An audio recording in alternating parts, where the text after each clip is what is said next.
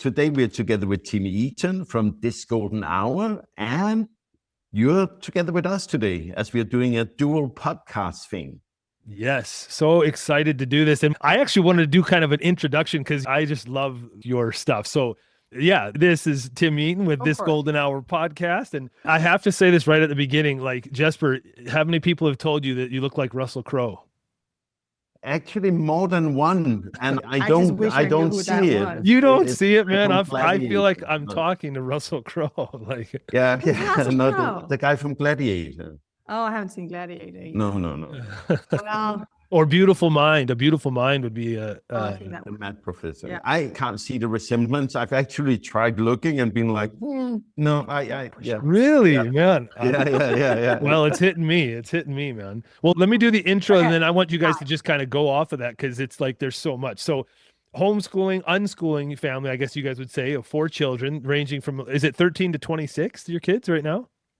Yes. At this point, yes. Yeah. Well done. Yeah. And then, self-proclaimed globetrotters, world travelers, and nomadic. And we want to learn about that. I saw that you had interviewed Blake Bowles, who I've also interviewed, and I listened to that episode. So good. Plant-based, we'll talk about that. Unschooling family and attachment parenting, Dr. Neufeld. So we'll talk about hold on to your kids. Jesper is the founder of Better Dad Institute, and I'm interested to learn about what an evolved nest is. I think I have the idea, but I thought that was cool. And also both Jesper and Cecilie are the hosts of the Self-Directed podcast.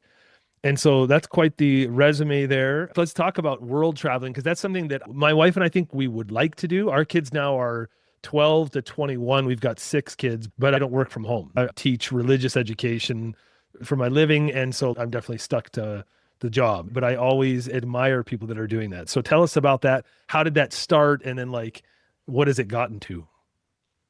Denmark has around 8 months of winter, it can feel like sometimes. So there's many reasons and many different versions. Actually, the weather is not.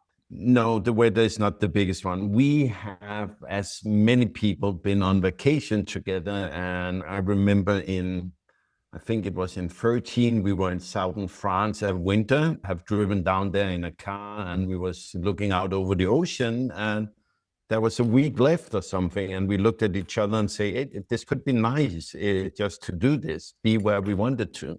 Yeah. And now we have been living that life since 18, where we are able to stay where we would like to stay and travel with the spring or the summer.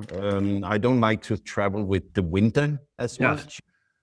But there's many versions of the story. I think a lot of people would like to travel a lot. We would. So the reasons are not that big a difference. We made it happen, and that takes time. And there's so many dialogues we had up front. There's so much fear we had up front. And we had so many problems that never came to be before we started. But one of the things that often needs to be ticked off is figuring out how to make an income online. Right. I used 3 years on that project where I had a daytime job, worked in the morning, worked in the evening until I built up some clients on the side. And I was like, hey, yes, I dare do it now.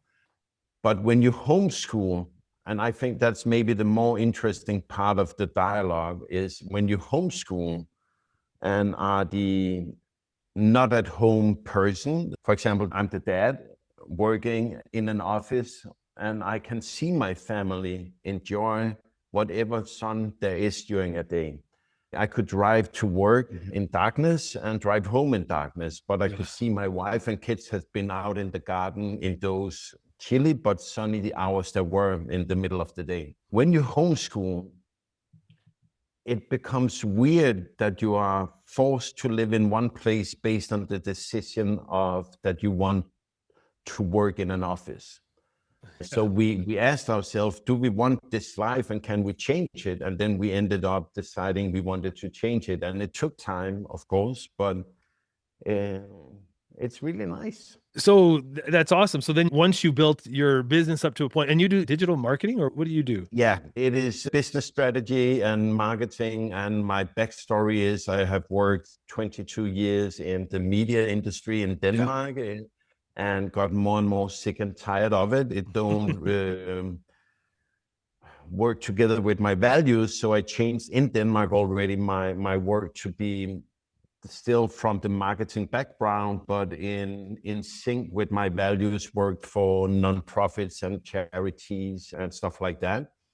So it is still using the tools and tricks from the industry, from the marketing, but using it for the greater good. Yeah. And in your way, and allowing you or affording you the way to do the lifestyle you want, which is so cool. Yeah. So did you guys choose to homeschool before you started doing the traveling, or what was the chronology of things? Like when, I guess that maybe that's the question. And then I want to come back to this idea of like, how do you do that anyway with 4 kids and for how long you guys have done it? Like, how did you hear about homeschooling? I'm interested to know about how many homeschoolers there are in Denmark and in Europe in general. Because in the US and Canada, it's bursting, you know, but like, what is it like where you guys are from? And how did you decide to do that? So we are from Denmark, but we left Denmark more than 7 years ago. Okay. Our generation of home educators in Denmark was a very avant-garde, first moving generation. There were not many homeschoolers when we started homeschooling. Yeah.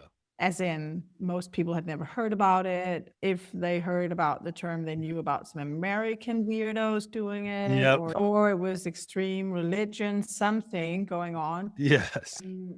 And it was really not a thing. And you're asking me how it is here now, and I actually basically can't answer the question. I don't live here. I happen to be here right now as we're recording, but I'm just listening. I think it's exploded. I don't know. It's legal though, like you can do it then. It's legal. So it's a legal right. We have the right in our constitution. So it's very hard to take it away from us. We're surrounded with countries where, you know, we have Sweden where it's very illegal. We have Norway where it's legal as our neighboring countries. Poland, I'm not sure exactly how it is there. I think it's legal, but under some restrictions. Yeah. Then you have Germany, very, very legal. Very illegal there? Illegal, yeah. Is that right? Okay. Yeah, it's the hardest one is Sweden. It's very hard to get away with it in Sweden. As in, I've actually never heard a story of a family succeeding with getting away with it in Sweden. Wow. Whereas in Germany, there are ways around it. We have a lot of people from Sweden living here for that reason. French culture and Danish culture are very parallel, and the language is almost the same. You know, you can learn pretty quickly, and so it's easy to move to Denmark if you're Swedish, and then you can homeschool. But you didn't hear about homeschooling and that philosophy until you were out of Denmark? Like you heard about it somewhere else? Like how did you guys get into? We started homeschooling way before we left.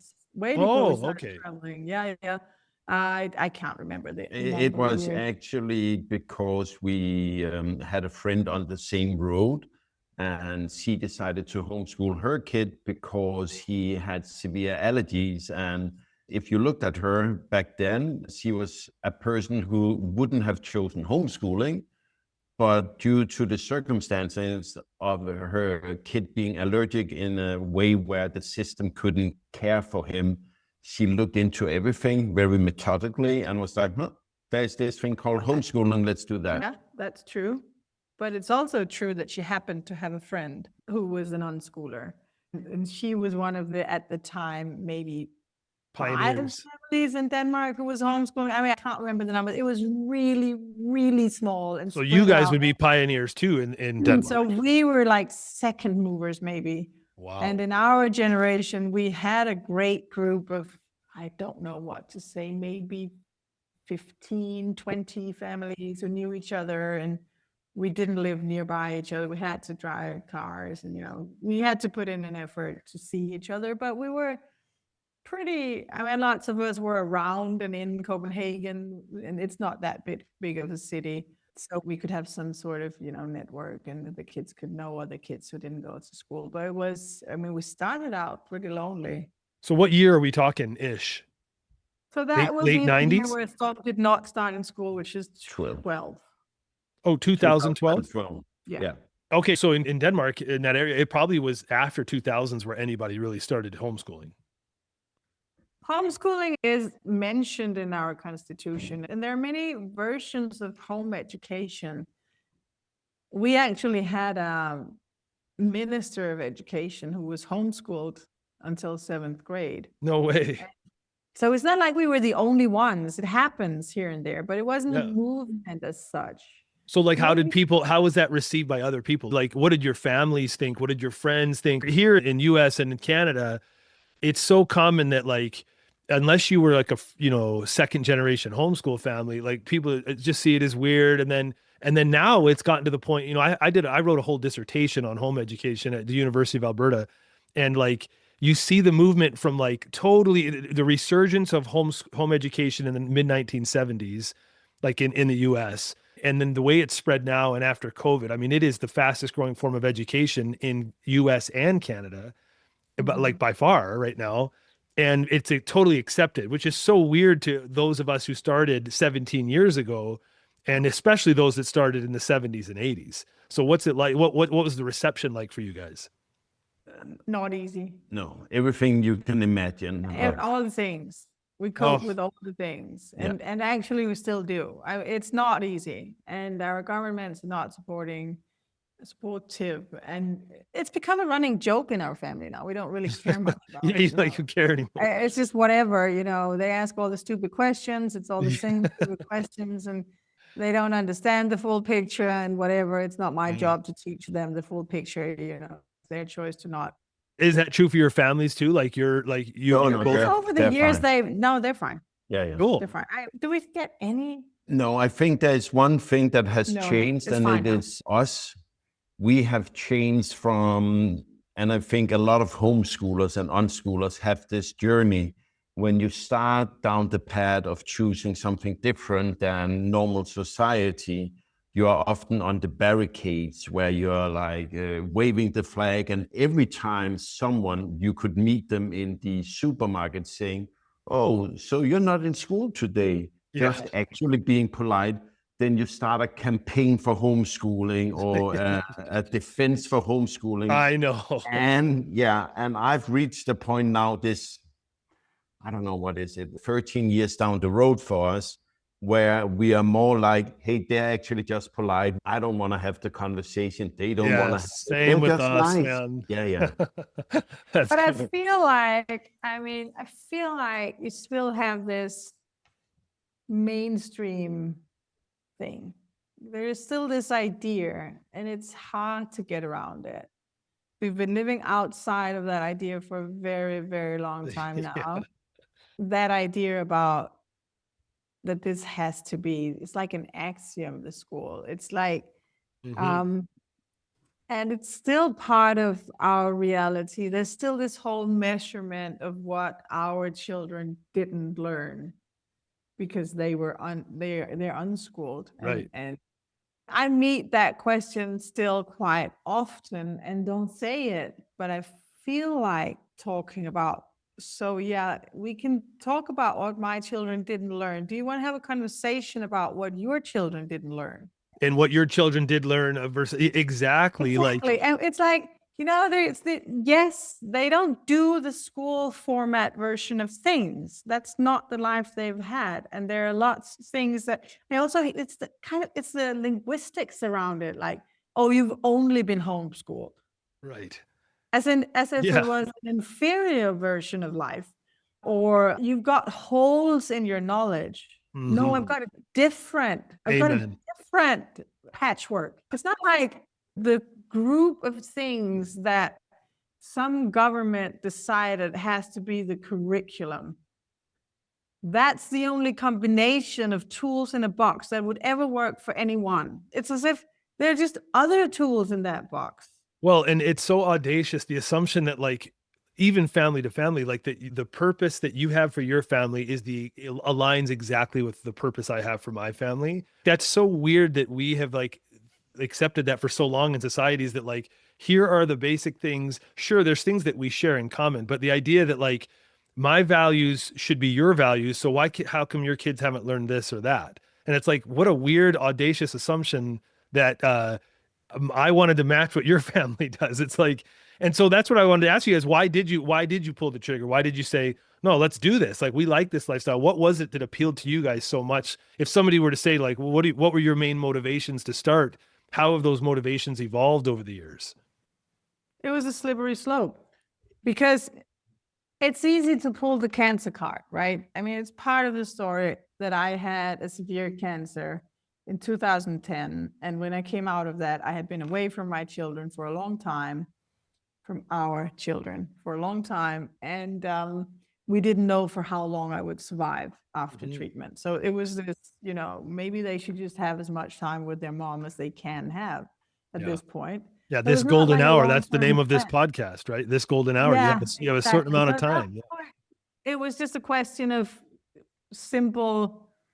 It came down the final decision of taking them out. This was institutions, so they were really small. It's before school years, so this was kindergarten, nursery.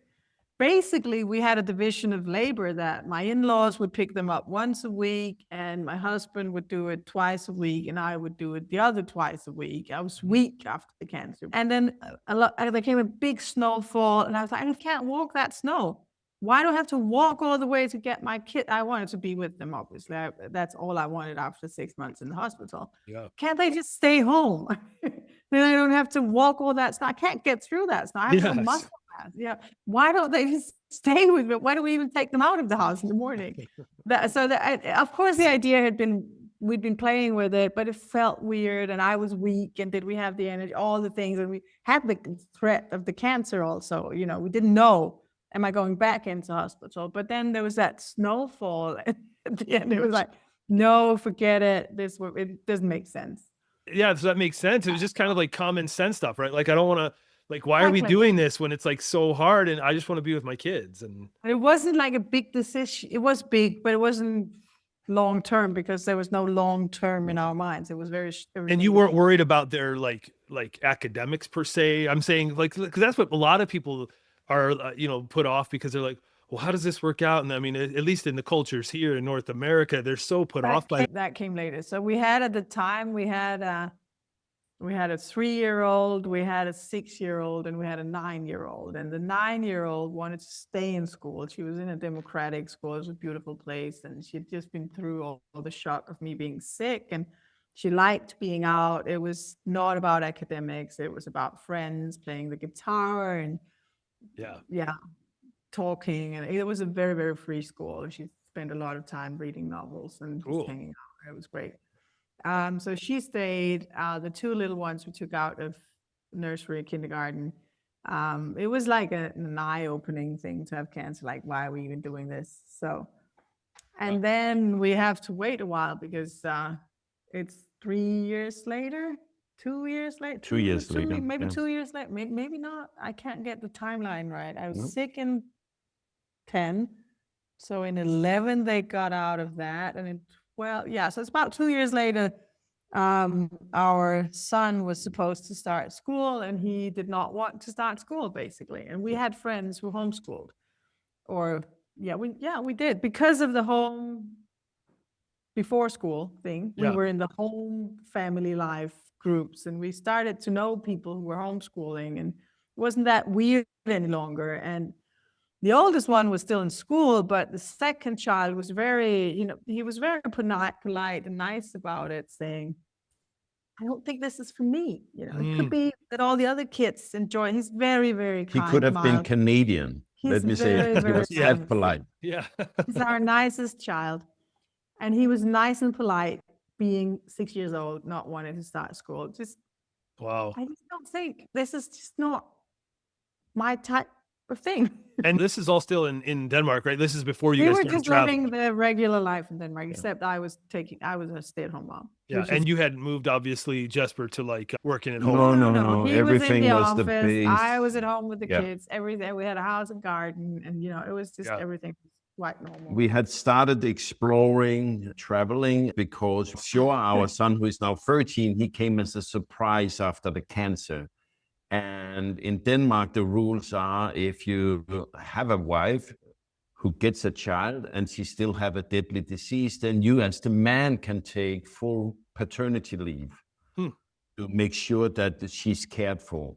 And I got into a little argument with my boss, who was super annoying and only wanted to give me a little extra time. And I was like, okay, I go in, read the rules, and then I went back to her and say, okay, I will just stay away the whole year instead of just 2 more weeks. I knew I would get fired when I got back after it, but it the was golden worth it. hour of Yeah. that year. Yeah. Amen. So, we decided to just get the most out of that year, and we were nervous travelers. We bought a car and went on a 100-day road trip throughout Europe with a 4-month-old baby, and it was fantastic. And the Oh, other- man. And the other kids, yes, Right. yes, So, yes. because Fjord is your last, that was your that was last the child? fourth child. Yeah. Wow. And then I was at home with them the year. I started back at work, got fired, needed to find a new job, and then came the summer, and Storm didn't want to start school. So, and it is a paradigm shift in many ways when it comes from the child and not from the parents, because it feels weird. It is, you need to start asking yourself all these questions about why not do the normal kind of things. Everyone goes to school and get out, go to university, and that's how life is. Yeah. You have been like drilled in, that's life, and Totally. go that way.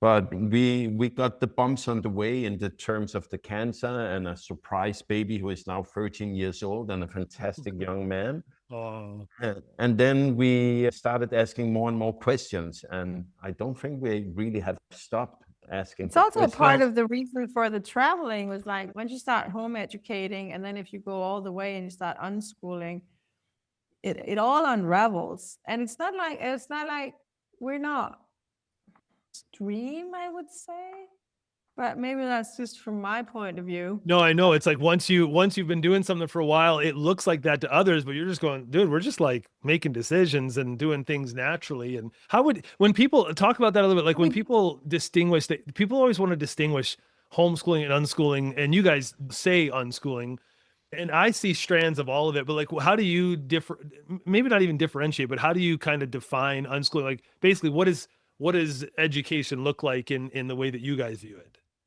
So you did the full introduction of who we are and what we're doing, but you forgot the other podcast that we're making, the one that's called The Ladies Fixing the World, that I'm hosting without Jesper. It's just all about unschooling. That's awesome. Unschooling only, very long format where I talk with wise women who are also unschoolers. Well, we'll put that in the show notes for sure, though. That's awesome. Cool. So, and defining unschooling can be quite complicated. If you go to season 2, episode 1, I'm pretty sure that one is a full 2 hours about how to define unschooling.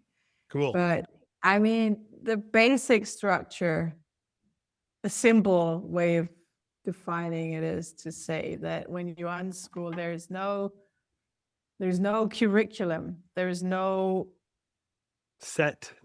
attachment to any outcome, especially not academically. So the children, we respect that the hours in this life where their heart is beating and they're breathing air belong to them. So I'm not here to tell them what to do. I'm not here to define what makes sense for them and what they should do or what they should learn. I don't know. And it's about trusting the process. It's about knowing that learning happens all the time. It's very, very hard to stop people from learning. I'm learning right now. And just trusting that a child growing up over those 10 years, let's say from 6 to 16, if they're not in school, they have a lot of hours on their hands that they wouldn't have had they been in school. Yes. And we trust that whatever they choose to do with those hours will be as good an education. It will just be different. But they will be 16 years old, ready for next chapter, standing on a different cliff, but it's still a cliff. Yeah. It's not quicksand. Is it called quicksand? The sand, or the, I I mean, think. it's stable. That's right. It's That's different and it's stable. And so That's yeah, cool. so maybe that's what unschooling is. There's no demands like that. And we keep questioning our ideas about what should be and how things should unfold. And whenever there's a value or a judgment, we have to stop, we the parents, and think about it and maybe have a discussion with the children about it. You know, I grew up in a different way from you. To me, the world looks like this, and I have to, and now I'm thinking this or feeling this, I have this reaction to our life as it is, or your life as it is, or this situation. Can we unpack this together and figure out what's up and down? I grew up in Chicago. Like that's where I grew up my whole life. And I went to a high school that was pretty like academic, I guess. Like it was just kind of that kind of area in the northwest suburbs of Chicago.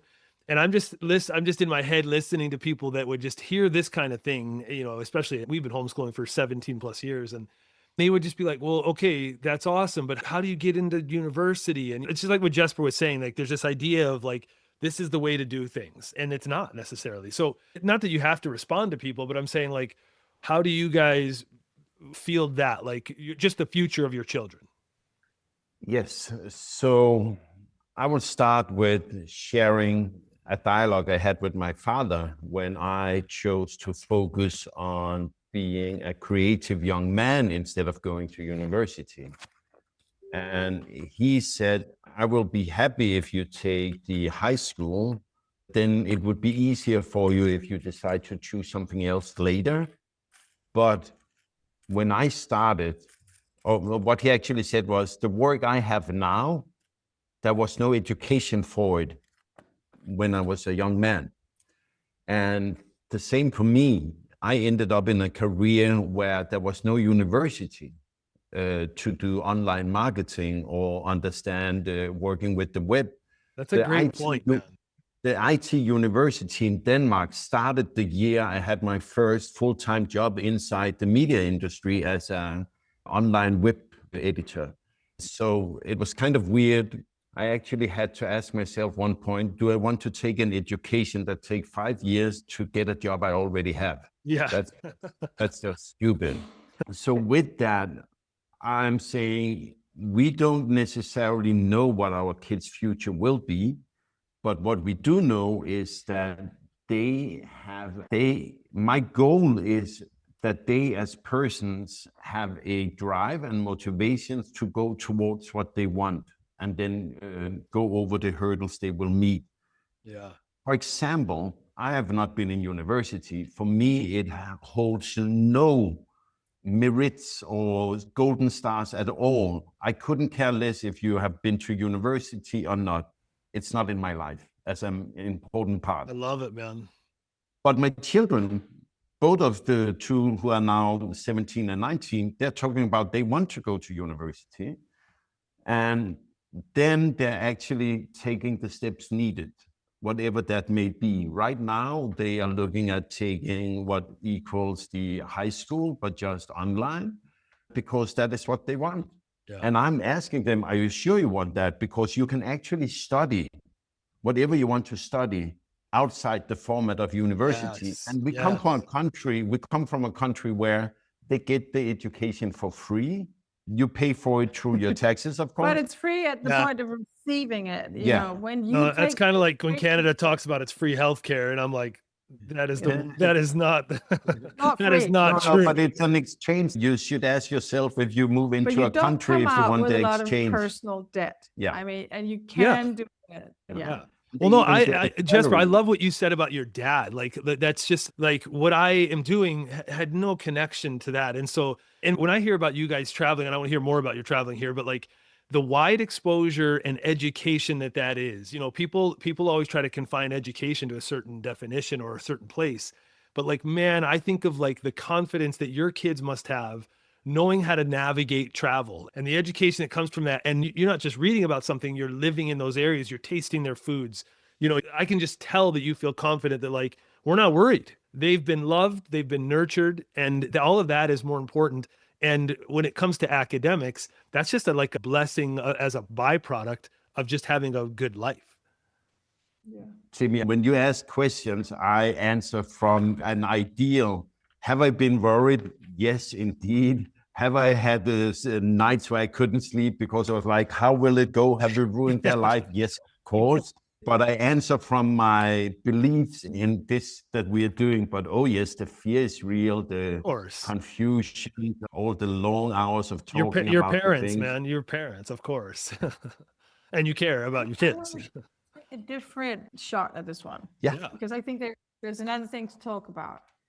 Unschooling is a choice we made to respect our children's freedom and individuality and entry path to this life, trusting that they should grow up with unconditional love and all the support we can give them, exploring, being playful, figuring out who they are, where they are, what's up with this life. And when they are young, now we have 2 who are older teenagers, and when they're at that point, I think there's a shift. You have a handful of children. You've seen that More shift than a as handful. well. And something happens. And where I could go on the barricades and start burning things and throwing things is to fight for that freedom for younger children. Yeah. Because we are really crushing their lives by stealing all their hours and telling them what to do and telling them whether they did it well or not, and crushing their self-esteem, splitting families apart, all these things. I don't think we could agree more. Yes. But now we're talking about high school and university. And to me, that is so different, especially if the children have been home educated, preferably from my point of view, unschooled. Yeah. Because then you have to think about the concept of voluntary education. So the whole idea of unschooling is also based on everything is voluntary. You do what you want to do. You do things that make sense to you to do. You do things to cooperate, not to comply. That's very different. And now if you take an education because you want to, it comes from inside the child, not from inside the parents or inside the culture. Of course it does as well. I mean, this is all a big fat mix of everything, of course. But when you are 17 years old and you choose, actually, I want a university degree, not to get a fancy job, but for funsies. I want to study this thing because I'm interested. I find it very interesting, and I would like to focus on it for 5 years. And in order to get to the university level of stuff, I have to do this. I'm saying high school now. It's not the same now. It's not the same system as over there, but it's an equivalent of high school. You have to do that, otherwise you're not getting in. Right. So, and then they voluntarily choose, I will do this because I want to get there. That's completely different. It has nothing to do with pushing a 10-year-old to do trigonometry when he doesn't feel like it, telling him he's a bad person with some combination of letters and giving him a little tablet if he can't sit still. That's not a fun tablet. That's like an on your tongue thing. Yeah. You know, it's just like, we can't even talk. Why are we using the same words, school education stuff, about these situations? Because the first one, in many cases, I'd even say there's some sort of violence to it. And the kids have no freedom. They have no way of speaking up. Yet you have an entire culture full of stories of how kids hate school. We all agree. Like full, Read Calvin and Hobbes, read, just read and see all the things. If it has to do with childhood. Well, no, I teach every day, and I hear it right from their voices. We don't want to do it. We can't wait for vacation. It makes no sense. The teacher is a monster. All of these things, we all agree. Yet we do it to our own children. Yeah, because we don't trust the process, like you're saying. And then another, just very cultural, real thing is, if they've been nurtured that way in those primary years, I call it the primary years, and they've been loved and exposed to things and read to and read and just pursue what they want and their heart's desires. And then they get to the high school years and they start going, I'm really interested in this. The thing it's inevitable is this worry. Like Jesper said, he was talking in ideals, and I get that. But you got to pay for stuff and you got to make money. And so many people pursue a job because on the other end, it's going to pay them and then provide, because not all couples start out saying, we're hoping to have 7 kids or we're hoping to have 2 kids. A lot of them say, we'll take it a child at a time and see how it works. Or a lot of them say, no, we're not doing more than 2, or whatever they say. So what about the money concern and just providing for a family? And is the ideal that our children just don't worry about that and it'll take care of itself? Or is it like, no, you do have to be more deliberate and intentional about actually, how am I going to make money? Us are the kids. Yeah, good point. Both. And I've actually listened to your episode that you guys had about the course you have about money and harmony. And Yeah, fun. and you actually answer some of that there, that relationship with money and finances, and there's a whole philosophy behind it. I know that's a big question, but like that is a very common concern, not only amongst families that are doing traditional schooling, but also homeschool families. Like, how are they going to survive? You know, a lot of people don't get into homeschooling because they're like, I like the ideas and the philosophies and the values, but man, how are they going to get a diploma, and how are they going to get into university, and how are they going to get the job that pays? So in my experience, lots of people fail after school. Lots of people don't pursue what they school. were studying anyway. So I'm just saying the school is not actually a guarantee that you'll even get a job. Great point. The idea that the risk is bigger for home educated children, you might have that idea in your mind, but if you look at the statistics, it's not. It's actually better. Exactly. So, I mean, you don't have to, so we have to take those two things, make them separate. Yes, we home educate. Yes, we worry about how will our children pay for their lives. I worry about how I will pay for my life. We all have to find a way with this. But these two things have nothing to do with each other. I would have worried about that anyway. And the fact that they're home educated doesn't make the problem bigger or smaller. It's the same problem. And so that's one thing. And then you've also said, how do they get into university? Most schools on this planet have rules for this. What do you need to start in our school? Yeah. And they also have, most of them have some sort of, okay, so if you don't have that, what do you do? If they don't have that written down anywhere, you know, the rules to get in and the plan B kind of thing, you can always call them. They have student counselors or whatever the word is in English. You can call them, say, you know, I'd really like to study at your school. I don't have the things that you say I need to have because I lived a different life. Happens to some people. Some people move to a different country. They have the wrong papers. Some people come from war zones. The paper's burned. I mean, lots of things could happen. So, I mean, they've seen it before. And then you take it from there. But if you want to get in, there's a way in somehow. You just need to find it.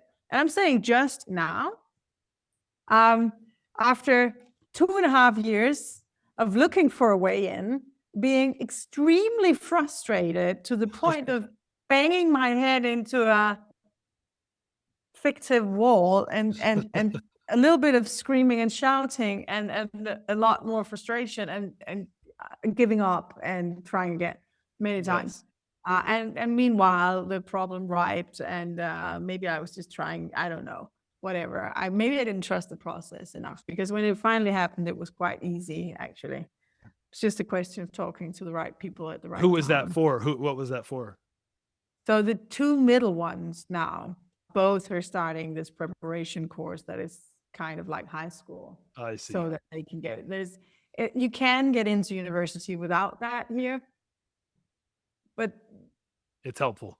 It's not easy. It really isn't, especially if you're young. So we have like a plan B way of getting in, but it's mostly thought for if you're after 50 years old, you want to change career and you want to go into university, then maybe you do have all that knowledge and life experience that makes you ready to have a university degree you never had. But if you're 17 and you want to start, you could, but it's harder. So they're doing that prep thing. Yeah. And to get them into the prep thing was quite the journey. What I'm feeling this whole time is like, there really are like country to country, like, I mean, there's similarities that tie us all together, but your guys' perspective and your perspective of having traveled is like just opening my mind to things. One of the things people forget around universities or any education is it is a business. They're earning money. What is their product? Their product is taking a student from start to finish. A lot of the encouragement structures for school is they get something when a child starts and then they get something when a child succeeds.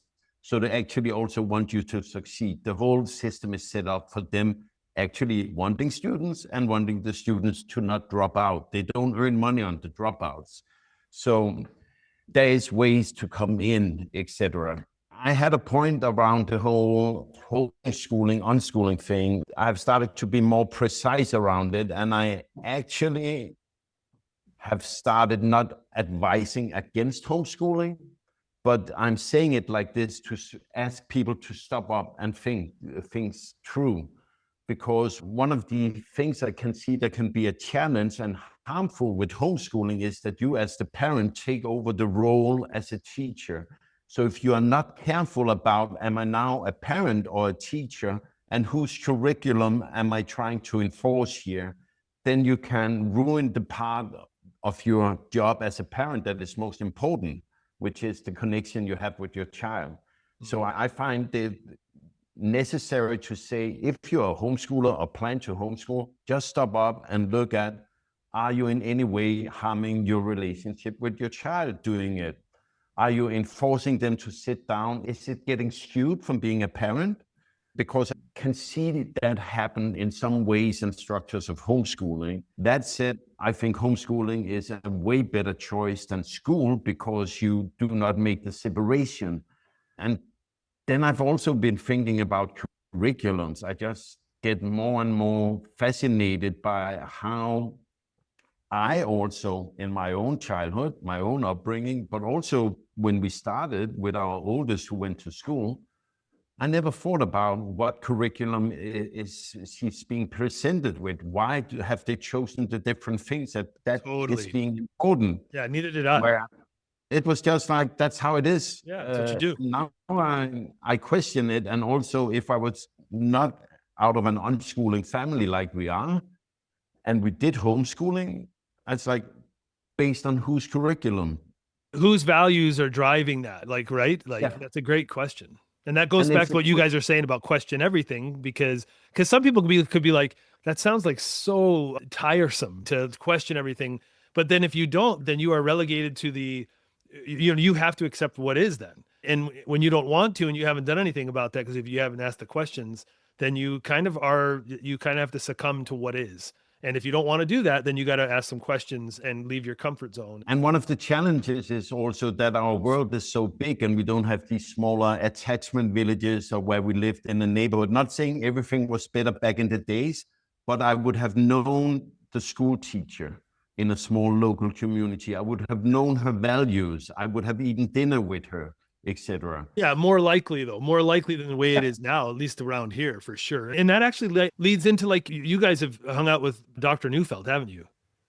Yeah, I have the pleasure of having been working together with him for a year. What happened was we had him on a podcast, and then I looked at his website afterwards and was thinking his values and what he teaches and his book aligns pretty good with how we are living our life and what is important for us.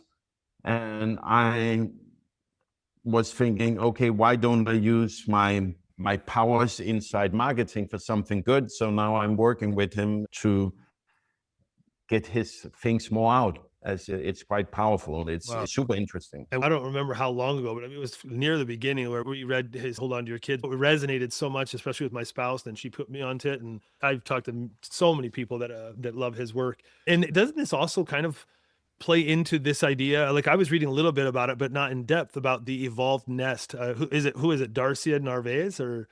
Yeah. Darcia Narvaez. Yeah. Like what is that? I can imagine, and I have my own ideas, but this idea of evolved nest and attachment seem to go together. So he's originally an anthropologist and have studied how things have been going on. We are on a place where we don't necessarily believe everything was better in the olden days. Sometimes people put this haze over. It's like, oh, it was so good. We lived in small villages and everybody knew each other and it was so fantastic. Some of it, wonderful. I like to travel, so I wouldn't have been able to take part in the family clan and living in the local neighborhood doing my things, as I'm a nomad by heart.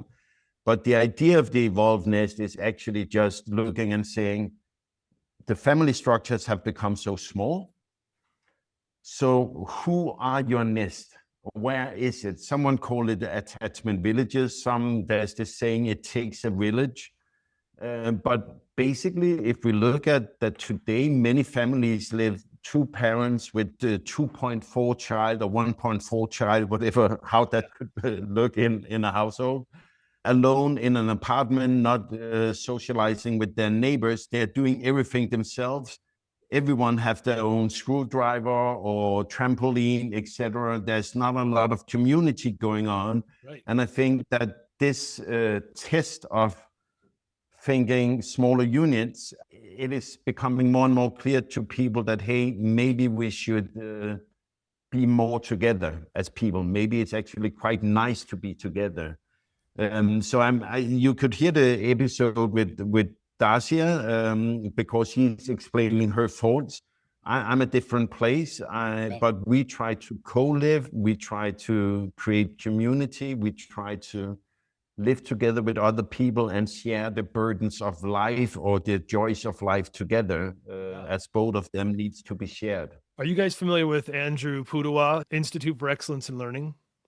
Or in writing, sorry, Institute for. I just interviewed him. You can check out that podcast if you want. But like, Cool. He's huge in the homeschool world. He like for writing especially, but like he's kind of at the very end of his like career, if you want to call it that. But I mean, he's influenced, like, I don't know. He goes to all the huge conventions and he like his resources are everywhere. But anyway, at the end of our interview, one of the big points that he made was he has 7 children and 18, I think almost 19 grandkids.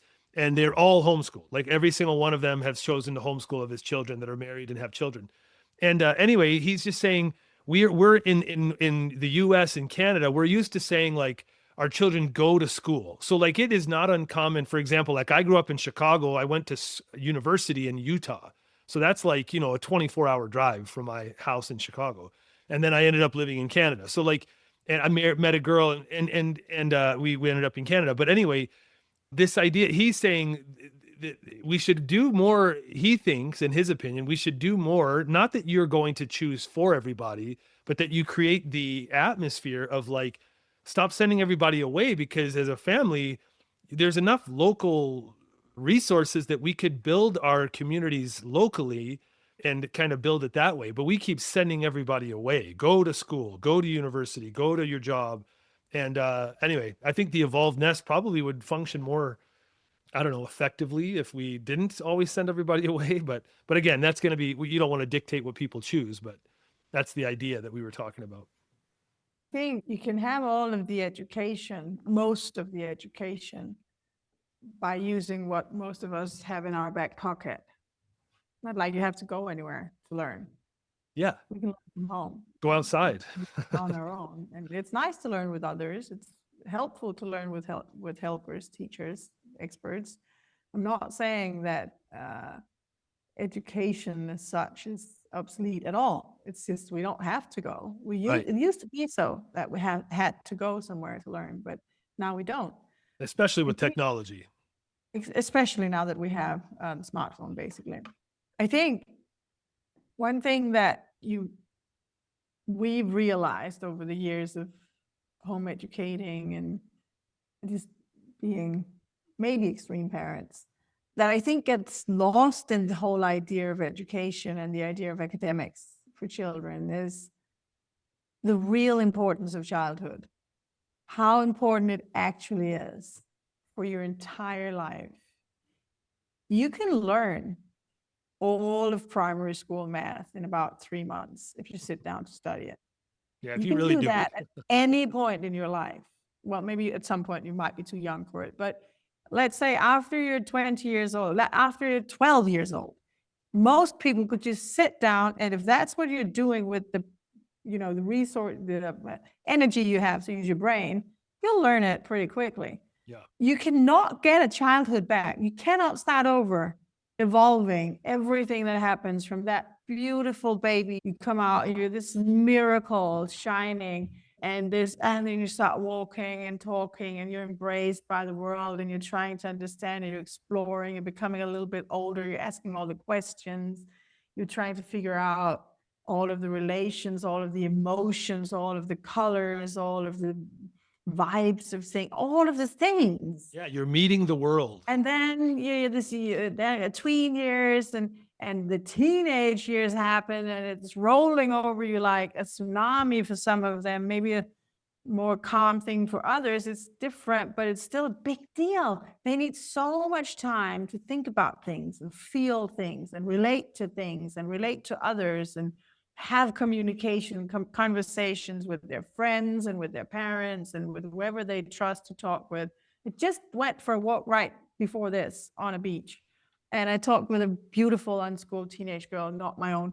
And she said, there are not many adults you can talk to who will actually really listen to you, who actually are interested in what you're saying. They might politely talk to you and be interested in you as a person in some weird way without being interested in what you're saying. But some adults, they relate to you for realsies. Isn't that sad?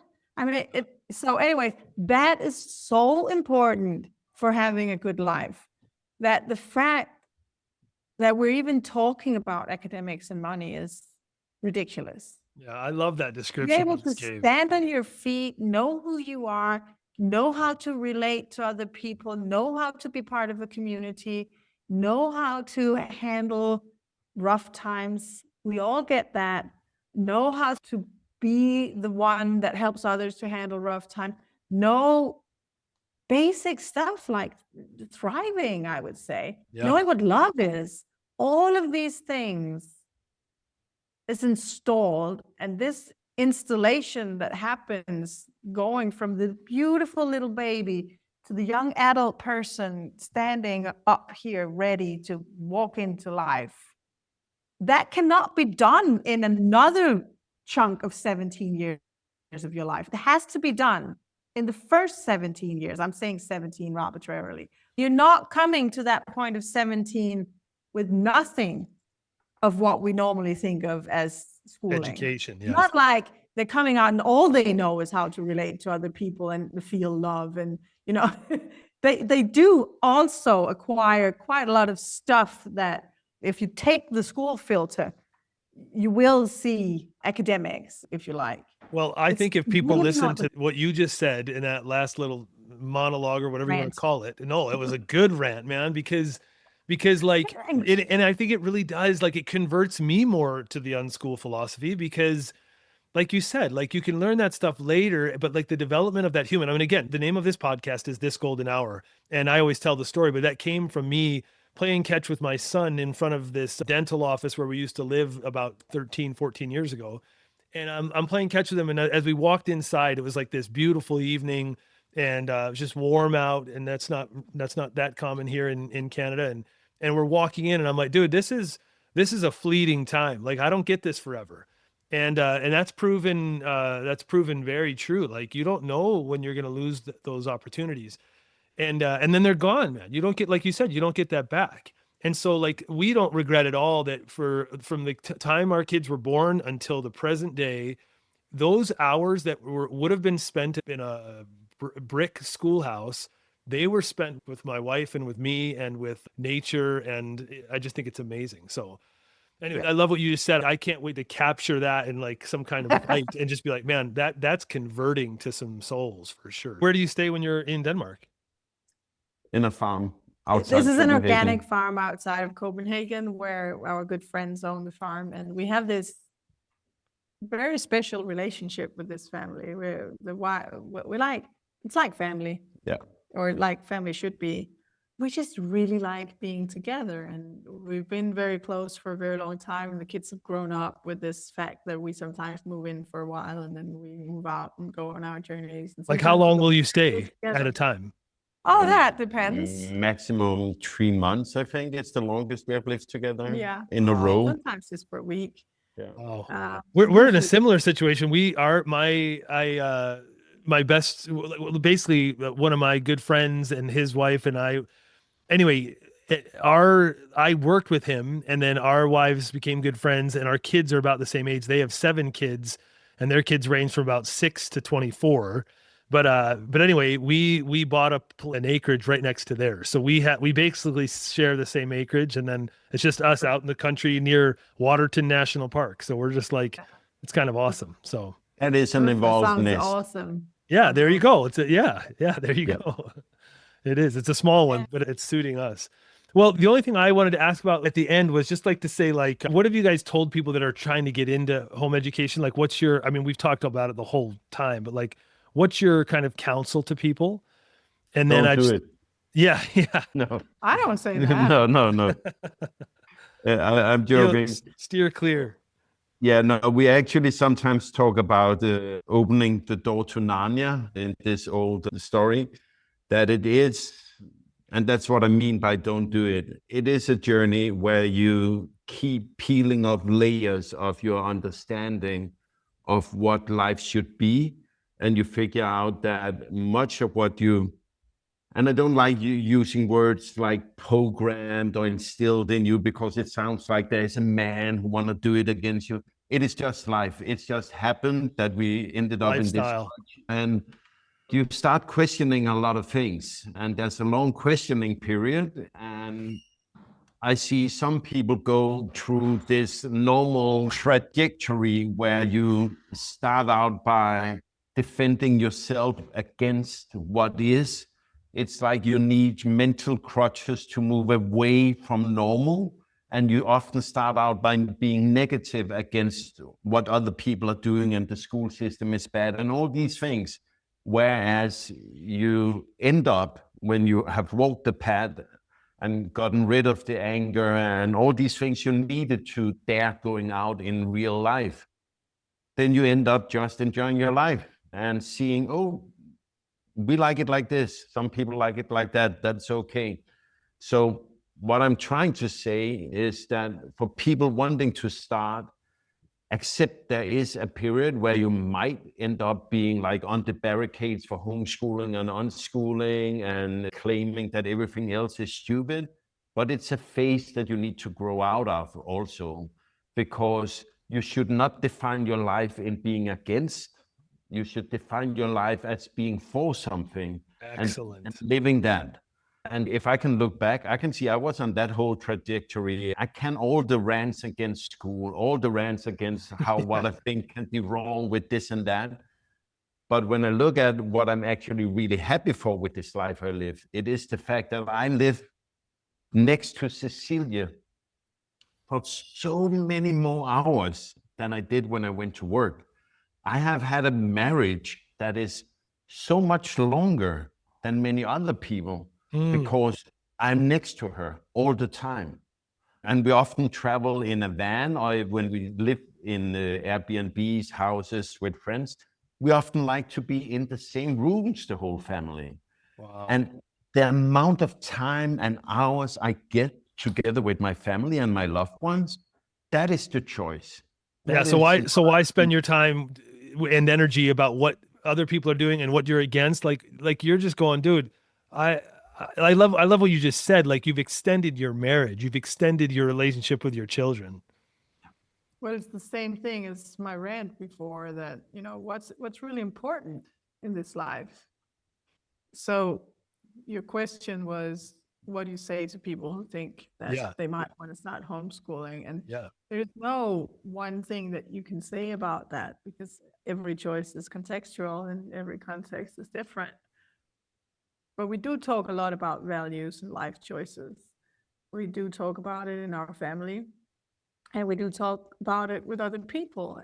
So if you're at a point where you stop and think, maybe I should homeschool, you're already there, really, where you do that analysis of what's important. And we've brushed on lots of things that people are afraid of in this podcast. We talked about then what after, and what would people say, and all these things. What would be your troubles?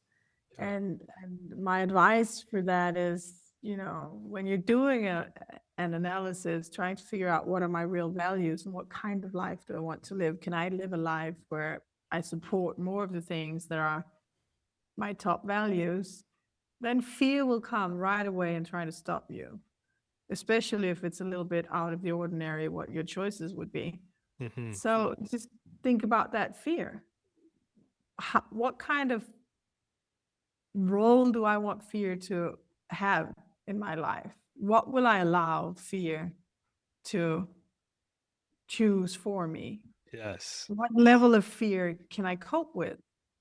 And is there a way, if it's just fear holding me back from what's truly important to me? I know let's pretend, now you've done the work, you know what's truly important to you, you know how you could get it, and homeschooling might be part of that equation, but there's something you're afraid of.